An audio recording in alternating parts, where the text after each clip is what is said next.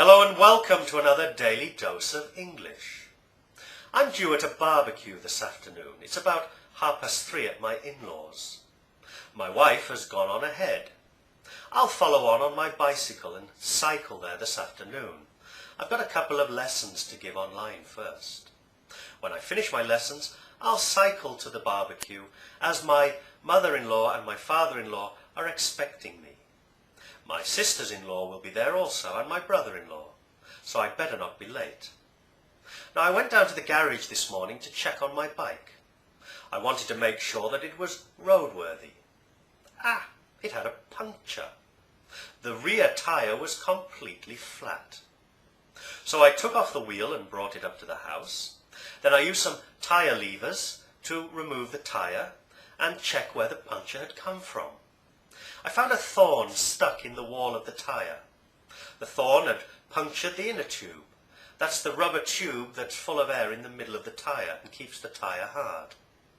The puncture had allowed the air to escape and the tyre had gone down. Now, it was completely flat. So I removed the thorn and I found the puncture in the inner tube and I repaired the puncture with a patch. I patched the inner tube. I then replaced the inner tube in the tyre and placed the tyre onto the wheel. And then I pumped them up with my trusty bicycle pump. Never go anywhere without your bike pump. It can save your life. Anyway, I pumped up the tyre till it was hard enough. I checked to make sure that the puncture had been repaired properly, and I replaced the wheel on the bike. Now I can get to the barbecue on time. No problem. Isn't it interesting how even such a simple thing as changing a tyre or repairing a puncture on a bicycle can provide us with a lot of language we can use in everyday life? Patch, for instance. We can patch an inner tube, patch a puncture. We can also patch the elbow of a jacket that's worn through.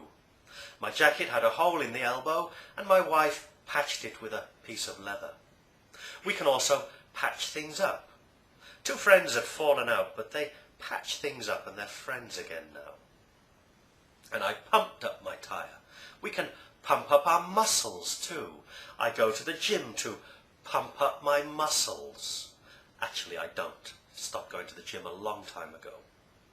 I do a little exercise every day, but I'm no longer interested in pumping up my muscles.